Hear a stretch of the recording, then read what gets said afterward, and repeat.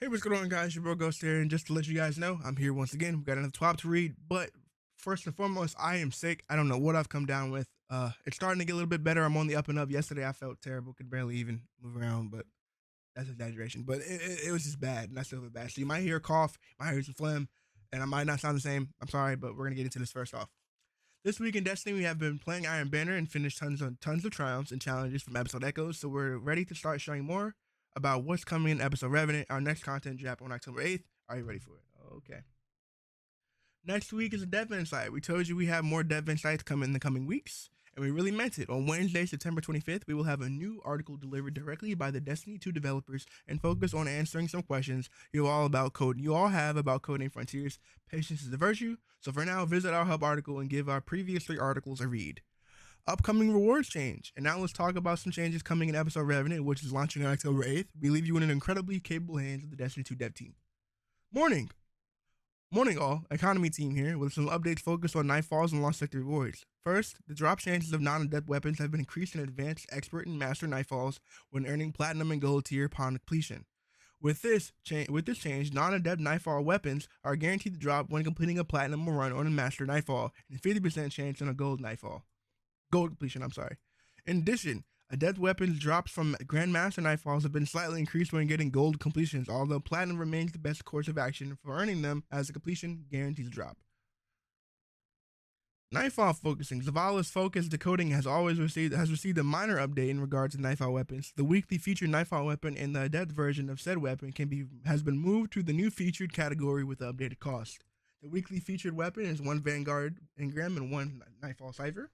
The weekly featured adept is, of course, the normal 1 Vanguard Engram, 50K Glimmer, and 10 Nightfall Ciphers. Understandable. Finally, starting in Revenant, the world pool weapons will be farmable in the Lost Sector the very season they are added to the game. Previously, players had to wait until the next season or episode to obtain them in this way.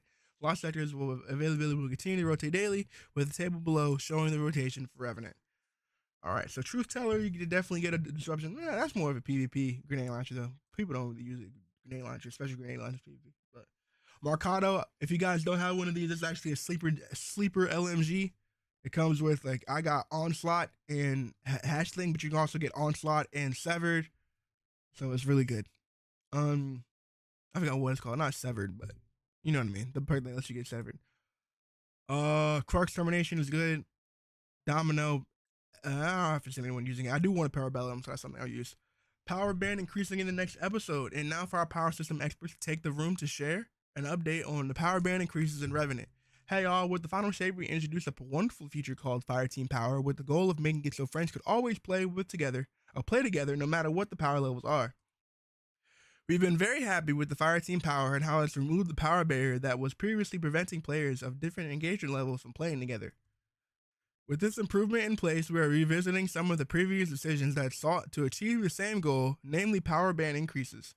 Before the Lightfall, increasing the power cap by 10 each season provided new goals for the endgame players to aspire and added value to completing pinnacle activities such as raids and dungeons.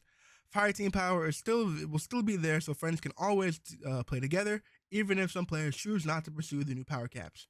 Starting October 8th with Revenant, and again in the next episode, we'll be increasing the power cap by 10 to return to the pursuit of endgame players, resulting in power bands of Revenant will be 1900 for the soft power floor, Soft cap is 1950, the powerful cap is 2000, the pinnacle cap would be 210. Okay. So everyone's gonna start, if you're at 2000 now, you'll start at the powerful cap, which is really not that hard. You give it a couple of weeks and you'll be back at 210. It's fine. Titan weeks in Destiny.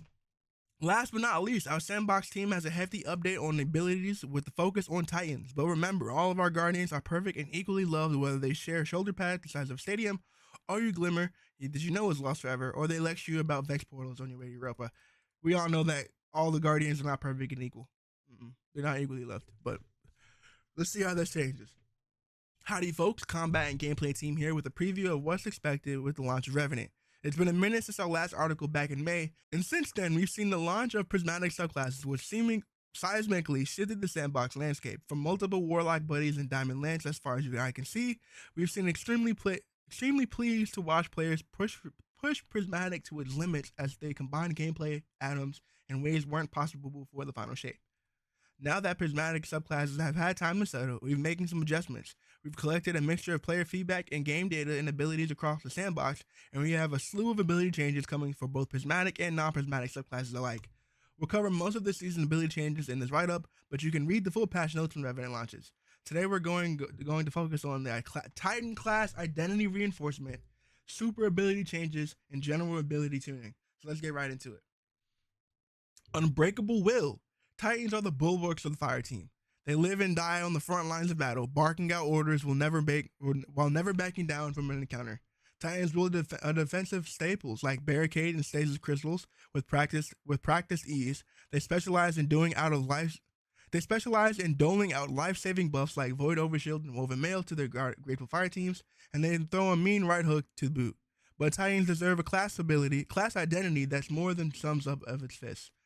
That's more than the sums of its fists. Thank God. We've heard your cries for more depth to Titan gameplay and more viability and higher tier endgame content, and we agree with you. Titans have so much more to give them than mere blunt force trauma. Much more to them than to give mere blunt force trauma. They're frontliners, damage mitigators, and battlefield commanders.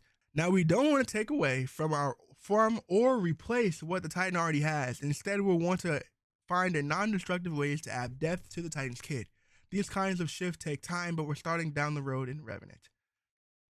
Starting in Revenant, we're testing a change to barricades and other shields that give the Titan more of a traditional tank role. Titan barricades now taunt enemies in front of the barricade. The taunt only occurs while there is a player standing behind the barricade. This is a substantial change to Titans and for Destiny. For the first time, Titans can use their defensive abilities to draw enemy fire, thereby shielding their fire team from harm. The Titan's Unbreakable Shield and Sentinel Shield's Guard also taunts enemies, allowing you to become a mobile aggro magnet. If this change plays well, we're hoping to add this functionality to more of the Titan's defensive abilities, such as Word of Dawn in the future. This is a really good idea. They should also put this on. They should put the taunting mechanic on Blight Ranger. That Warlock, that Hunter helmet that nobody uses. The one that gives you, makes your, whenever you blocking with Arc Staff, the blocked damage that bounces back deals more damage. They need to add that to that too. Nobody's gonna use it, but it'd be a cool idea. They should definitely add this to Word of Dawn. While enemies will typically prioritize bringing down the barricade above all else, there are combat situations where combatants may have a higher priorities in the barricade, such as Vex Wyverns with a directive to march toward a conflux, or a Cabal Legionary desperately trying to bring down a Guardian in their super. The taunt does not turn enemies into mindless zombies, and enemies who are on a mission may prioritize that mission over the barricade. But for the general rank and file enemies you see in activities from patrol to raids, this has been quite fun in our playtest. One important detail about this change is that combatants now shoot at the barricade itself instead of the Guardian behind the barricade, making aiming at enemies from behind your barricade safer than before. Okay. We'll be monitoring these changes closely, and you can expect tweaks in the future as we see how these changes play out in the live game. To support the Titan's new aggro lifestyle, we've made some adjustments to the barricades and Unbreakable. Towering Barricade and Rally Barricade, all subclasses, reduce the non-base combatant damage dealt to the barricade by 50%, increase the splash damage reduction from combatants for the player behind the barricade from 20 to 60%. Thank you. Barricades now grant moderate damage resistance versus combatants during the cast animation. Beautiful. Oh, they listened. They listened to me. Good Lord. They listened to me. It's not even part of the bear either. That's just the base kit. Okay, damage blocked by Unbreakable now generates grenade energy. Increase the max duration the shield can be held. Forward movement speed now slows down briefly when the shield is shot. Reduce the Unbreakable throw attack damage by 20% versus players by 20%. Okay, that's fine. Increase the damage bleed through from players to 15%. A fully charged Unbreakable will now use. A fully charged Unbreakable attacks will now one-shot barricades in PvP, except when the barricade is under effects of Heart of the Inmost Light. While we're here on Unbreakable Titans, we should mention the Void Overshield. This is a staple part of the Sentinel kit, and we think it could use a little more help in PvE to better compete in other damage mitigation options. The Void Overshield. Increase the Void Overshield PvE damage resistance from 50% to 70%. Oh my goodness. This increases the max effective HP from 90 to 150. Oh my God. Good thing this is just in PvP. PvE. Overshields in PvP is still bad, Chief. Like it's still bad. Wow! Hold on. Then we get some more consecration buffs. Next up, Prismatic Titan. While Prismatic Titan will inherit all the applicable changes to Barricade, Unbreakable, and Sentinel Shield, we also have a buffing. We're also buffing several other Titan abilities. Future Sentinel Shield isn't in Prismatic, unless that's the Throwing Shield. Is it Throwing Shield? I'm not sure. Uh, Next up, Prismatic Titan. While Prismatic Titan will inherit all applicable changes to Barricade, Unbreakable, and Sentinel Shield, we're also buffing several other Titan abilities featured in Prismatic subclass on Titan. These changes are global, meaning that they are applicable to both the ability standard subclass and Prismatic. Consecration. Now, Slam Wave now shatters Stasis Crystals. That's supposed to be a thing since the launch, and Blood is finally fixing it. Diamond Lance. Thrown or slam the Diamond Lances now shatter Stasis Crystals. Slamming a Diamond Lance will grant you and nearby allies 2 stacks of Frost Armor. Ooh! I like that! Good, my throat. Pause. Change the weapon tray HUD to display how many seconds are remaining before the Diamond Lance disappears like a tankle. Got it. Knockout. Melee kills now cancel health and shield stun in addition to healing, allowing you to immediately start regenerating. Note this reverted the previous nerf that had too much of a negative impact on PvE. Beautiful. Shiver Strike now attaches the stasis explosive to the target on impact. The detonation slows players and freezes combatants.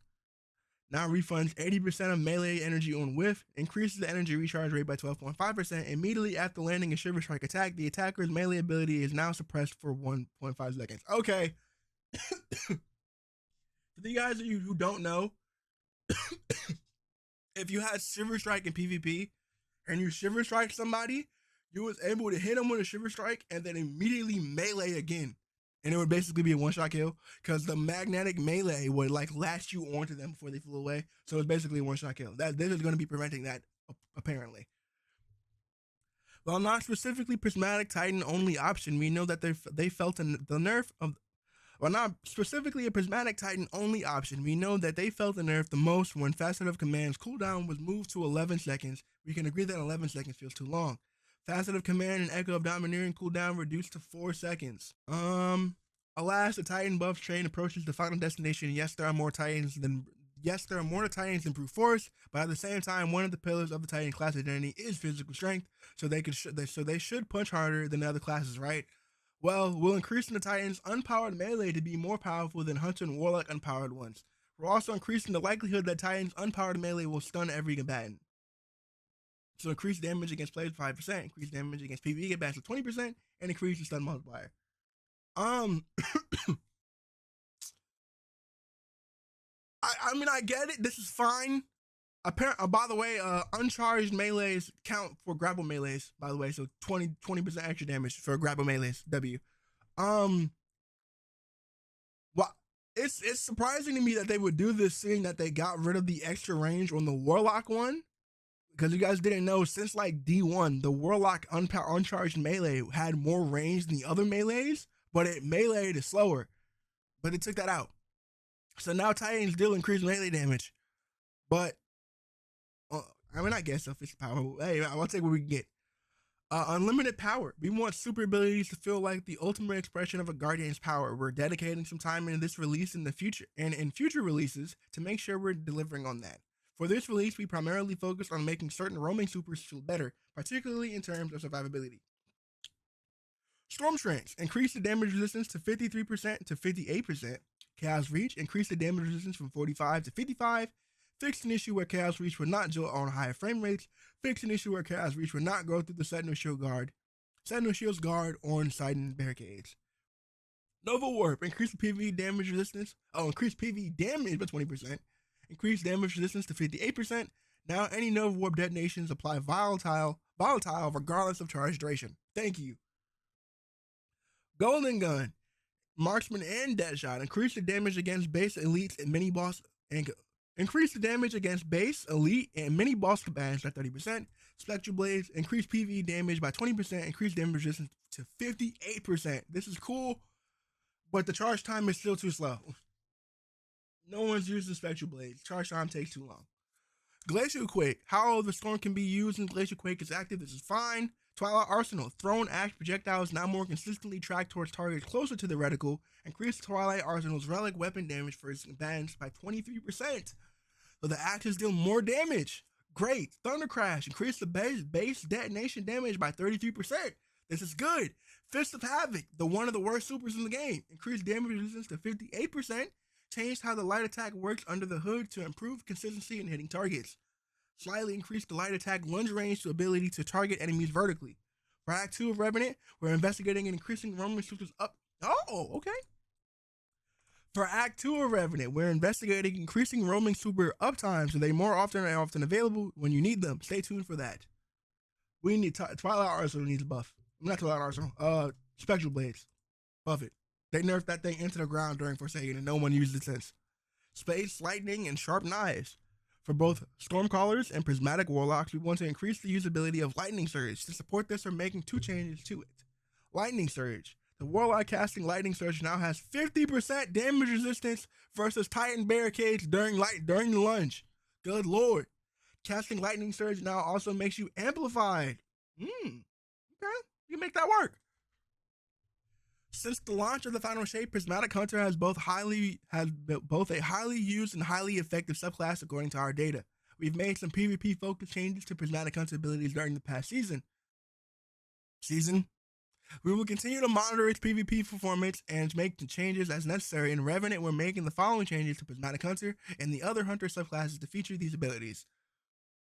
Hailfire Spike Prismatic Grenade added a projectile tracking to the aim assist to increase consistency in hitting targets. Thank you, because Spike Grenade is annoying. Threat Inspector increased detonation damage against PvE combatants by 33%.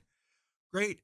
Swarm grenade submunitions are now easier for players to shoot down, and swarm grenade submunitions can now chain detonate other submunitions when destroyed. On the PvE side, the Hunter's combination blow melee particularly had a little bit. No! On the PvE side, the Hunter's combination blow melee in particular has been a little too hot, so we're making some changes to make it more about damage than survivability. We rescaled the healing from a flat 80 per kill to 100, 80, 60, and 40 based on the stat count. No longer clears health and shield stun on kill. Remove 1.5 second internal cooldown on healing. Alright, wrapping up, that's all the combat gameplay team has to share today. We're hard at work on future releases, and we're making more optimistic. I'm so sorry. That's all for the combatant gameplay team has to share today. We're hard at work on future releases, and we're more optimistic than ever about the future of Destiny and its sandbox. We're excited to take big swings and make dramatic changes and deliver new innovations in short term. We hope you're looking forward to Revenant as much as we are. I'm buying this. On one of the most iconic weapons in Destiny is joined the Nerf Arsenal. The Nerf LMTD Destiny Ace of Spades Blaster replica is now available for early access pre-order. Players who earn the Legend title will have access to the pre-order of the Ace of Spades Blaster through December 24th at 10 a.m. Pacific Standard Time. Head over to Bungie's store to get the full details below. Our show is a great. I'm going to one in New York. Pass. Go. Another week under the twid that goes by. We hope you enjoyed this first peek into our plans and updates coming in the launch of Revenant. We have a ton more revealed before October 8 arrives. Next week, we'll share more of a bit about the new dungeon and about the new artifact perks. What changes we have planned for PvP, new rewards, and more coming in the weeks. Be patient while we gather more info. To help with that, please check the Mood Dang Inspired Ghost. So cute. Let's see. Oh, this is the freaking hippo. Yeah. Fire. Anyway, guys. Thank you guys so much for coming through the stream. Thank you guys so much for coming to the video today. I'm going to edit this and then go back to freaking sleep. I feel terrible. Appreciate you guys watching the video. Have a good rest of your night, and remember to stay spooky. And please give me some well wishes and some third flu. Peace.